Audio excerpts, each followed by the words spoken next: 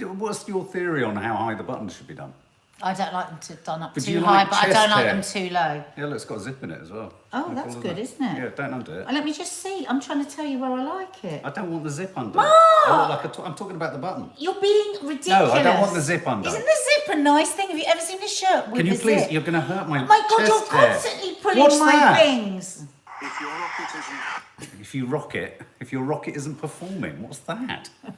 Oh, it's for erectile Morning, dysfunction. everybody. Morning, if this is your first time over here from my Instagram. This is Mark. He's always annoying, but recently he's been wearing nice shirts, so we've forgiven him a bit for being generally Hang on a annoying. minute. Guys, yes or no? Am I annoying? Yes. Doesn't mean we don't love you, but you are very, very annoying. Karen Oliver, a balmy 28 degrees centigrade in Perth. It's going to be a balmy 30 degrees centigrade here in London. I know. I've got to clean I've got to clean the terrace out. The terrace. I never know what to call it. The veranda. Is your dad eating outside? It's my dad's birthday. Teddy's birthday. It's my dad's birthday Happy today. birthday to you. Did your mum watch this? Happy Sorry, I've got birthday to- to you. No, she doesn't. Oh, there we go. Can't bother. Okay. Yeah, so it's my dad's birthday today. So. Oh, thanks, Linda Kett. No, I'm not. Sometimes belts. Oh, look, people are being polite. Oh, look, Angela Fitchy. Go off screen and cough and then come back. Sorry. Yeah, so it's my dad's birthday today. So I'm going to clean outside there. I'm going to sit outside. I'm going to make him all his favourite Arabic dishes. Actually, my sister is cooking him stuffed courgettes. And I'm cooking him kanafi. I'm heading out. I'm heading to KFC. I'm going to show them what I'm going to cook. Knaffy. Has anybody ever had kanafi? If you offered me a stuffed courgette, I'd stuff it in your face. This is going to be turned into my dad's favourite dessert. I was talking to your mum about this the last time we did it. This is very much like a dessert they have in Portugal. Do you remember? That sort of stringy, syrupy dessert. I quite like this, actually. It's very nice. It's called kadafi. Ask them, has anyone had kanafi? Has anyone ever had kanafi? You have to say it, kanafi. Has anyone in a sort of slightly, non-specific American, have you had kanafi? Mark's frightened of Arabic food. I'm not frightened of it. Mark, you are. I'm not. I just find like it? I find stuffing any form of vegetable a bit strange. Well, you don't know what you're missing. I do. My sister's I'm missing stuffing rice vegetables inside a today. vegetable. There's something wrong about stuffing a vegetable. Ow! Oh! Oh, I'm Jesus. so sorry, darling. You all right? Oh, that must have hurt. Sorry. That must have. If It did. you want to try good Middle Eastern food, this book is so fantastic. Oh, I think, yes, you did that on I want to Sunday. show you. So I'm making this today. Ashley says he's already got a gin ready. Gin? Ashley? Oh, is he on holiday? Oh, are you? Why am I... Sorry. I don't know. It's only because he's in Turkey. Sorry, I got excited. I'm making that. That's what we're having. Look, Mark. Doesn't I that love look that. nice? No, you've never had it. No, but it's like Masaka. In a minute, are we going to be on the same page? Then I make it. I want to show them kanafi. All right, okay. And if you're a member, we're going to film these dishes, and they're going to be the No Name Sunday dishes. This looks like. Does anyone remember Arthur Scargill? This looks like his hair. Kanafi. That's what I'm making. Someone's asking, what is it? You keep saying it, but what is it? That's a good question. Who said that? Elizabeth Gordon. What is it? Kanafi. Yeah, but what is it? It's a pudding. Yeah, but what's it made of? So this is made all over the Middle East, right? So basically, it's like a shredded phyllo pastry on the top, and it has. Now, bear with me because don't forget Welcome, Lorraine. cheesecake has cheese in it. It's got ricotta, feta, and mozzarella. I know you're all going yuck. No, I'm but not. it also has a really lovely orange blossom syrup. All right. So, and then pistachio nuts on top. Look. So it's delicious. Nuts and cinnamon. Has she sold it to you Kanafi. guys? Welcome, It's Lorraine. kana- We'll it's see your name at the end. kanafi. Has she sold it to you? Shredded wheat with honey, basically, Rachel Mason says. No, not basically, no. It's like pouring syrup on Arthur Scargill's head. Mark, I'm going to tell Dad what you said about kanafi. I've said it to him every time he's eaten. Well, hang on a minute. Every time he's eaten kanafi, You've tried to steal it. you've all sat there as his daughters and his wife going, yeah.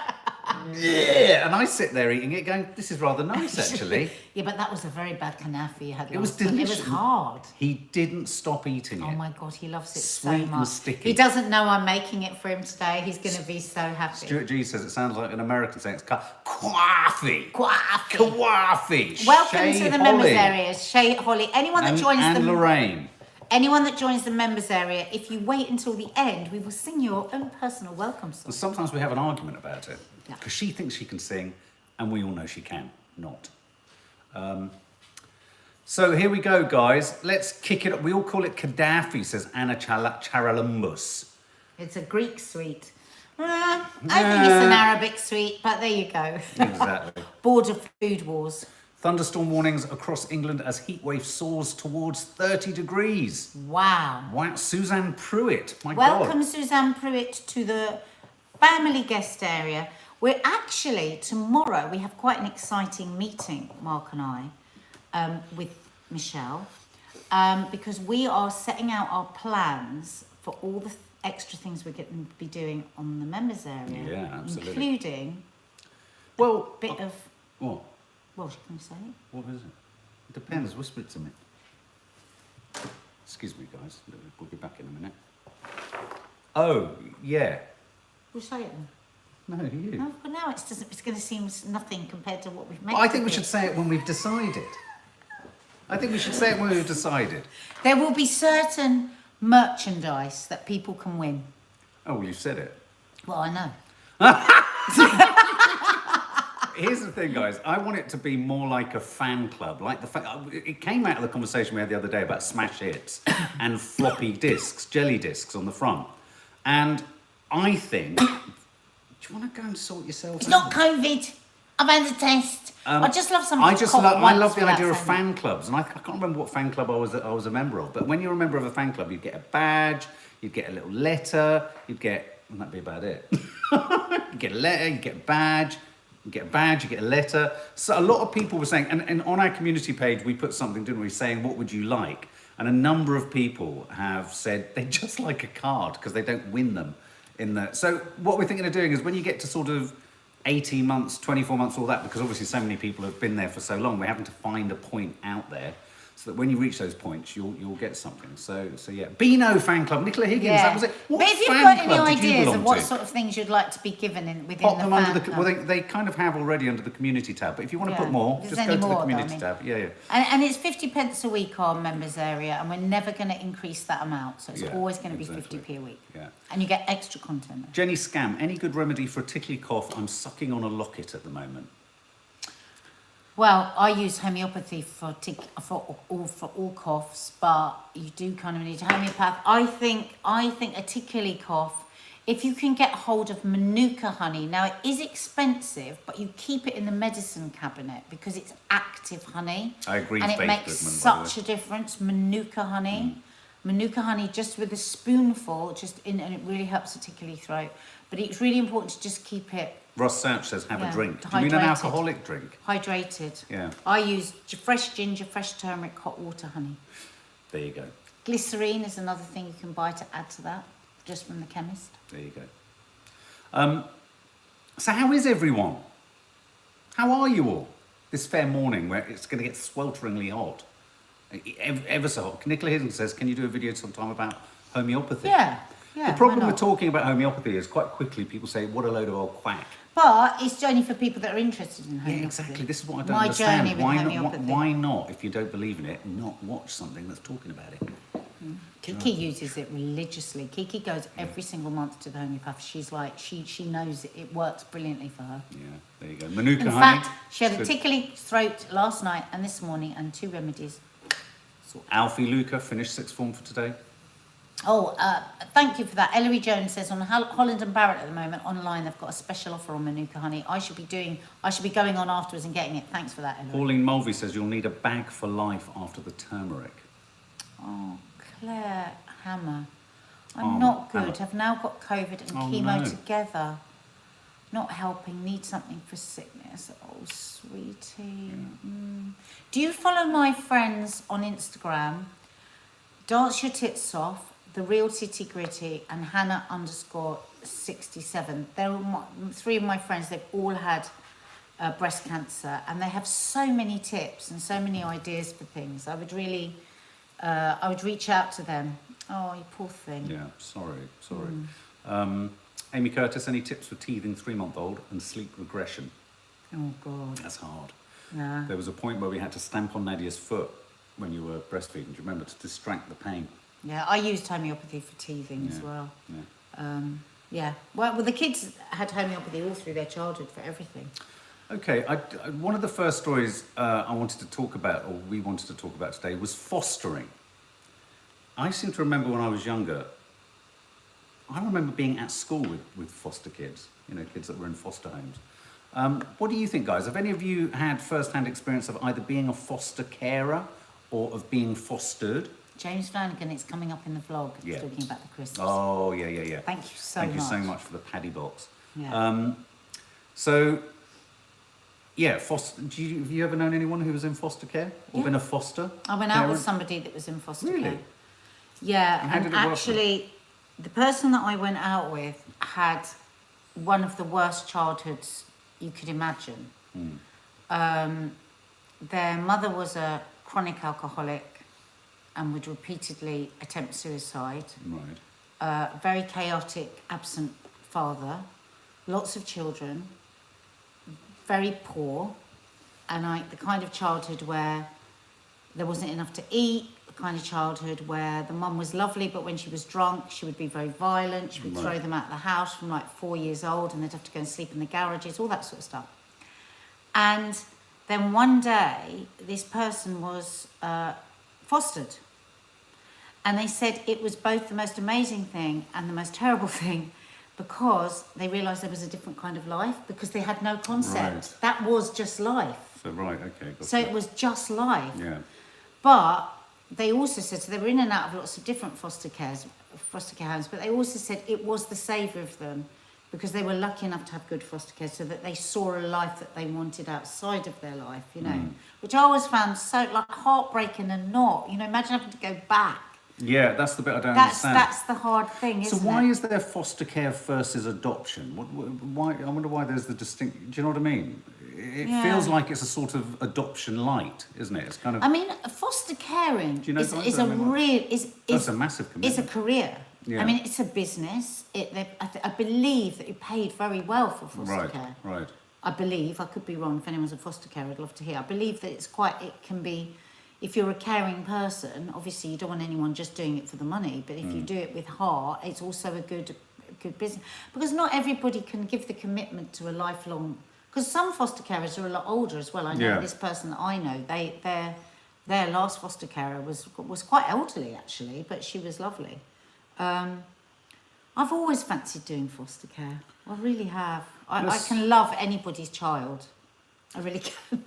I just like my melt for like kids that have had a tough time. I just do. So Fish Sticks 95. My friend was raised in foster care and kicked out at 18. Poor kid is still homeless. Well, this is the very, very difficult thing, isn't it? That if you're foster cared for and you're not adopted, all the social care just stops dead at 18, doesn't it? Right. Creatorholic says that fostering is temporary, adoption permanent. Yeah, but it's like, but lots of foster carers will continue to keep that foster child with them past 18. But for those that were just merely doing it for the money or can't afford to keep that person because they're no longer getting Abby paid. Reid says it can be £500 a week per child. Yeah. That must be quite hard. There was, I can't remember what the title of the film was that me and the girls saw. The Something Tree, where a boy from Nigeria was fostered by that actress that you know really well. And I suppose there is that danger that it's not necessarily done out of love, but it could be done out of financial incentive. I mean, obviously there's so many brilliant foster carers doing it, but of course every single business is going to have people doing it for scurrilous reasons. And I think that must be very hard, because somebody else I know that was in foster care, and this was years ago, they were saying they knew that none of that money was going on them. They had terrible food. Natasha Tiramos, going back to a place you don't want to be in after a period of love and care is worse. I had a chaotic childhood, and the trauma of going back to isolation and loneliness after having love. That's exactly what this person... That's so difficult, isn't it? Natasha, big hug, because I've really heard about that in great detail. And The last tree. Thank you, Fish Sticks. Nice. I mean, you know, for him to actually say it was terrible because he realised life was awful when he just thought it was just life. Right, yeah.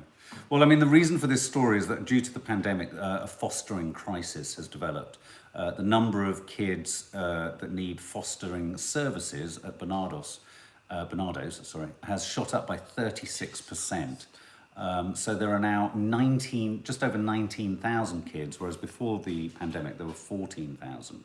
And I think there was a disconnect between the number needing care prior to the pandemic and the number of people available. I remember reading and hearing that there was a foster care crisis.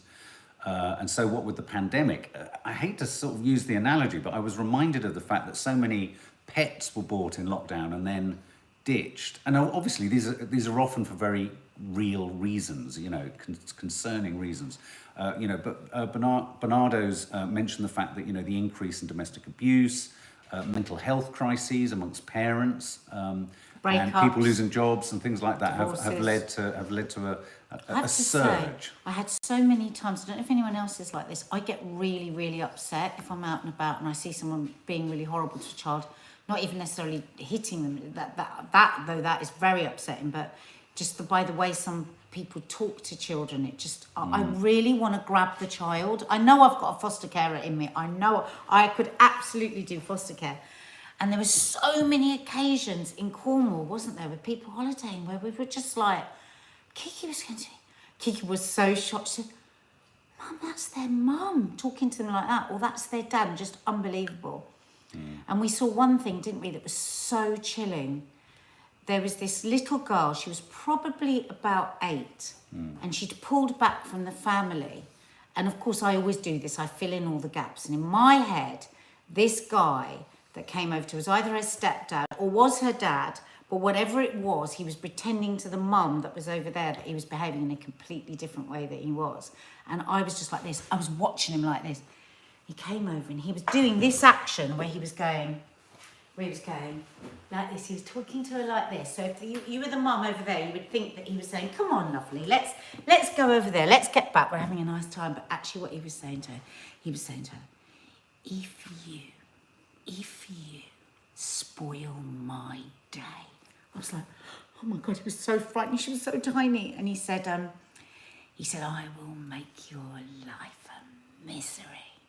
So shall we go back? And so she was like this, and she like walked alongside. I couldn't, all day, I couldn't stop thinking about it. No, I know you were really traumatised. I was so traumatised by it because I thought, oh my God, is she having to pretend there is a...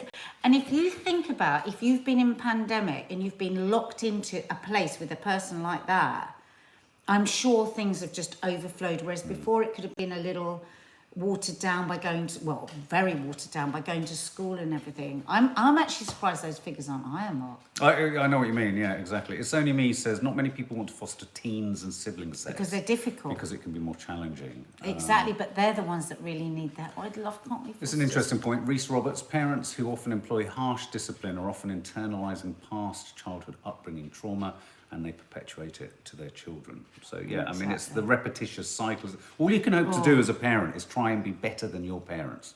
Exactly. I mean, you can't be perfect, but be. Where can you be better? Where can you be better? You know, what can you... And to understand that shouting at a child is the same as hitting them. Yeah. It's violent. Like, so these people are like, a tiny little thing. And it's like, oh my God, if you stared at me and shouted at me like that, I'd be petrified. Yeah, absolutely. One of the other stories I've got here is girls and online... Can I just say quickly, I think also, all too often, we hear the bad stories about foster care. We hear the bad stories about social workers. You know, my friend Judy Love on Loose Women, she was a social worker. And they have everything going against them. Funding is terrible. They're all overworked and underpaid. But there's so many of them that care so much. And we need that massively funded. We need way more social workers and social places. And why do so many children's homes still have to be so bad? Yeah, no, I know. Why? I know. I agree. And this other story is another, well, it wasn't a survey, the fostering, that's just a statement of fact, the numbers. I don't know why, this just stood out to me. Girls as young as 7 experiencing devastating fall in their happiness due to online abuse. This was a poll taken between March and April that found 1 in 4 girls aged between 11 and 21 had been sent unwanted sexual images. Half had received sexist comments and 28% had been harassed. But if you tie this together with the movement of that brilliant girl that set up that website, Everyone's Invited.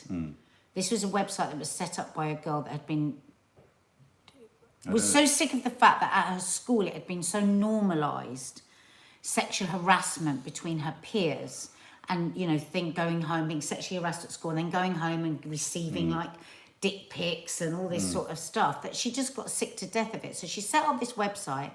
Because the police are so often uninterested or will say there's nothing we can do, and it's called Everyone's Invited, and people could just write their story of what happened to them and the school that they were at without naming the person.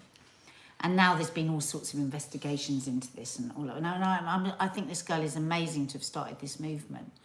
But that's why this doesn't surprise me, having read so many of those stories now on that website and read a lot of interviews around this. It's become normalised that boys will send dick pics and they will ask for pics back, and we mustn't just become complacent about this, because of course it's horrendous for a 7-year-old, 8-year-old, 9-year-old, 14, 15, 56-year-old if I get sent a photo of a penis. The worry about a lot of these social media platforms and the ability to airdrop and stuff like that is that people can essentially hijack your phone, not hijack it to do their own thing, but they can. That's a good word. But content can be, they can hijack your phone and deliver content to your phone without you necessarily having to give them permission or anything like that. Sat next to them. Exactly. But this figure was amazing. 91% of the women surveyed, aged 17 to 21, had experienced harm or some kind of harassment online. Think about that, 91%. But Mark, that's almost the majority. Sometimes when I talk to the girls, I'm a bit horrified about with the way they're just like, oh, that's just what it is.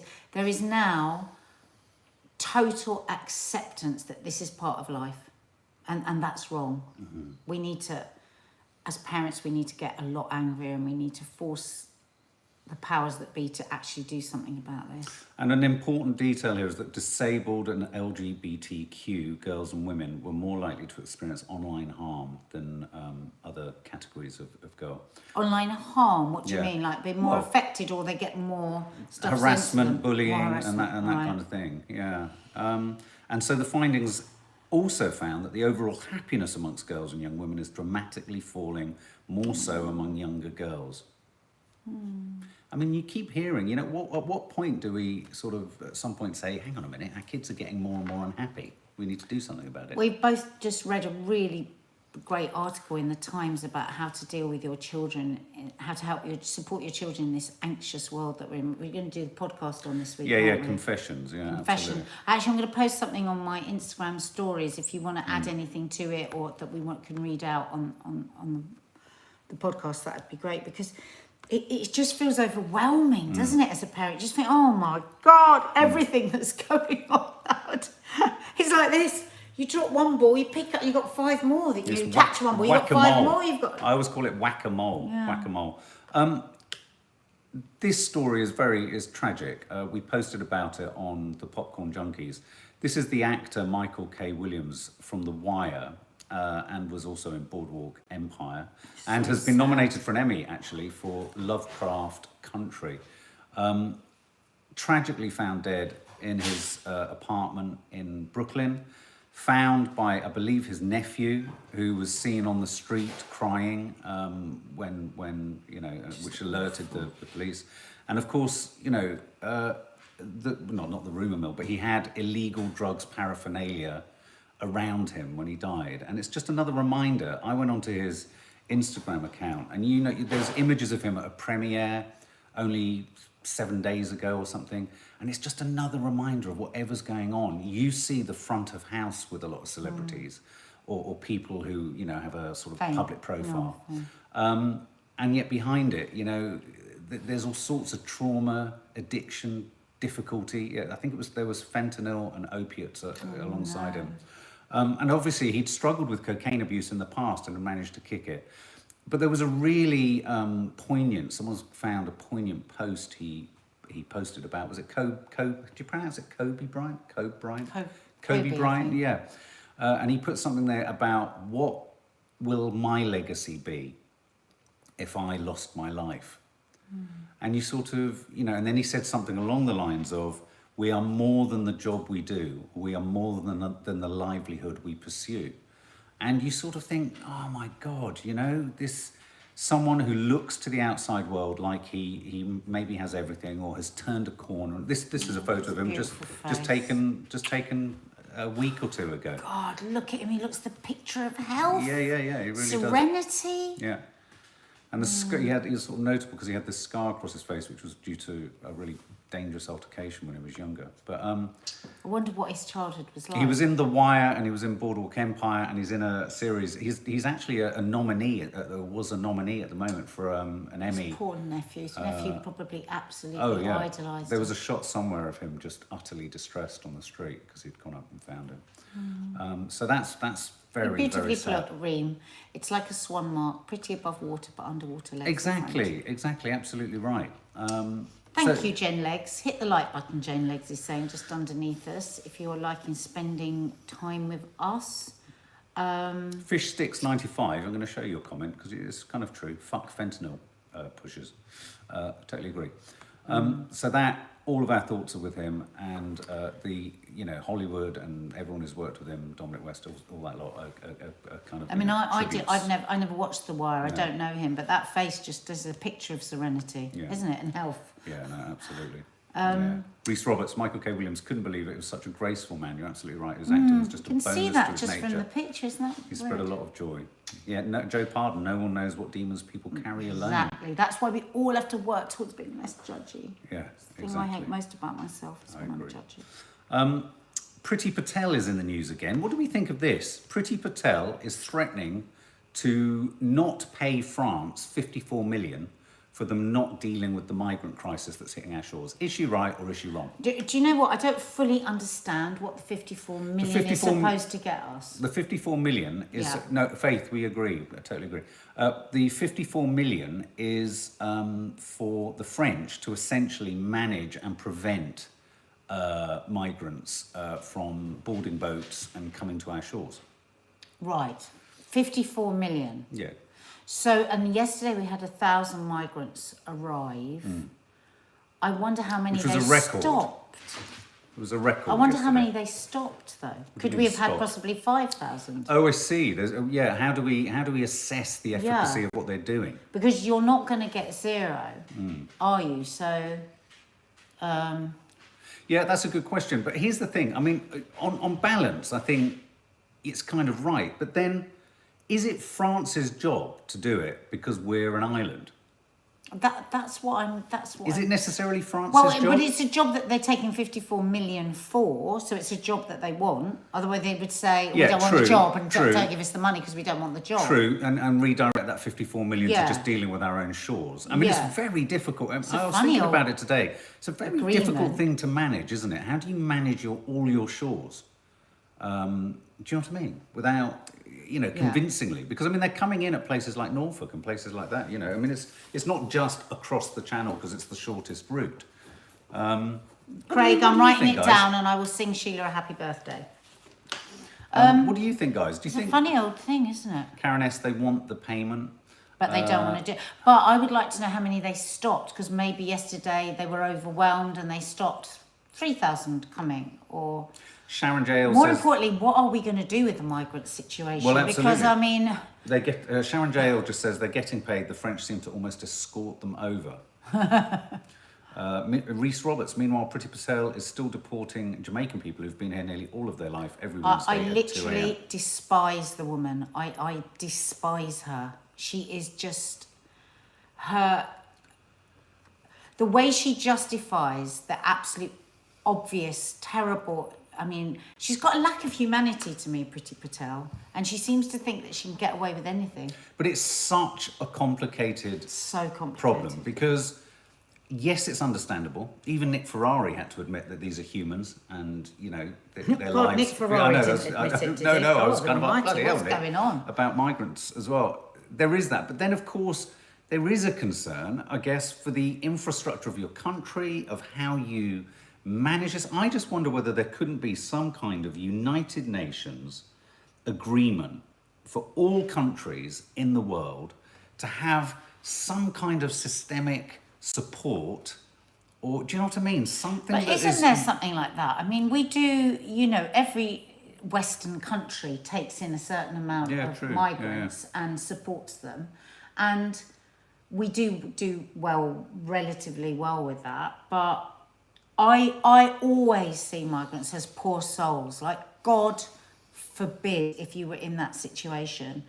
I mean, it was like, I got a little bit annoyed with my dad recently when he said, oh, but, you know, he was talking about Afghanistan. He said, yes, but a lot of the people jumping on the plane were economic migrants. I said, well, an economic migrant means to me somebody that's terrified of starving. And my God, we know that happened the last time in Afghanistan, you know. So an economic migrant to me is, I understand it. But like you say, there's only so much each country can do. So it's globally, it's such a... Droughts. What's that famous film, Waterworld? Waterworld, absolutely. And we are an island. I mean, in some regards, you could say that protects us because we can monitor all our shores, but not necessarily. It's interesting, though, when you dig into the story, apparently Priti Patel says we've not given them a penny of the money so far. Oh. And France is going to have to get its act together. That's a big ask of a country. Would we preemptively sort shit out for another country without having been paid a Well, penny? she's saying it's payment by results, and we've not seen those results, but we don't know how many people they have stopped. Yeah, how do you quantify Seems what like they're a successfully ridiculous doing? contract. I have to say, on France, if France signed a contract like that, But also, it's kind of like, are we not kind of complaining prior to? Surely, I mean, how are they paying for what they're doing if they're doing anything? Do you know what I mean? At the moment, it's a curious way round, isn't it? I mean, I don't know whether it's just Priti Patel sort of saber rattling and wanting to show that she's dealing with. well, this she shit. loves to do that. She loves to stomp out and show she's tough, doesn't she? Yeah, absolutely. A lot of people here don't like her energy, but it is a huge dilemma. I don't know what the solution is. I really don't know what the solution The is. sad thing is, you know, there's enough food in the world to feed everybody. We just got one half of the world Well, that's what starving, the other Ellen half of says. the world throwing tons of food away every day. It's just globalization. Ellen makes a really good point as well. This world has enough for us all. When you talk to children, though, the next point that you make is a really important question because countries are a made-up thing anyway. You're right. Borders, boundaries, and all that kind of stuff is really a way of making certain sections of the planet administratively manageable. That's it. That's what it is. And of course, certain cultures develop within those areas and those regions of the world. But they're far more fluid and the borders are far more sort of... I mean, look at the Middle East. You know, it was only the Brits going into the Middle East, carving it up like a sort of diagram on a table in Churchill's office or wherever it was, and then implementing it on the ground, regardless of what communities were living where or doing what.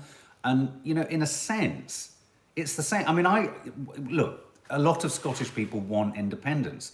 But I've always had a kind of slight hostility to any kind of nationalism. I find it really odd. I find it inward looking. I find it, I find it doesn't encourage a sort of, I don't know, a collaborative Humanity. sense of things.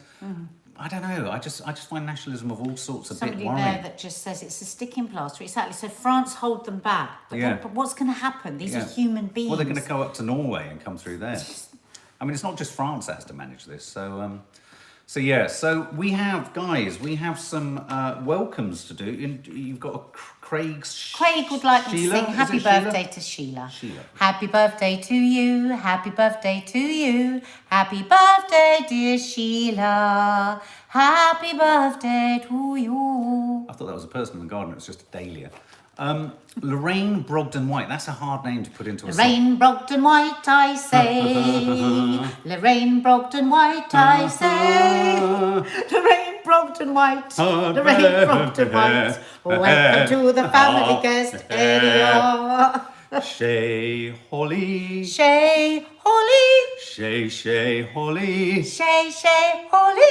Shay Holly. Shay Holly. Shay Holly. Welcome Welcome. to the family guest area. Suzanne Pruitt. Suzanne Pruitt, we welcome you to the family guest area. Suzanne Pruitt never knew it. She liked suet. Did our Pruitt. There we go. Guys, have a lovely Lots day. of love. Oh, by Don't forget to hit the subscribe button and the notification bell and the little like button just under where we are. If you've liked spending time with us. Absolutely. We've liked spending time Yeah, with we you. have, absolutely. Thanks for, as ever, for all your contributions. Oh, I love that Antonia Schwartz's baby is kicking her legs in her high chair whilst we're singing. Listening to us sing it. Oh my God, poor child. Row, row, row your boat gently down a stream. Merrily, merrily, merrily, merrily. Life is but a dream. There's a vlog landing later today.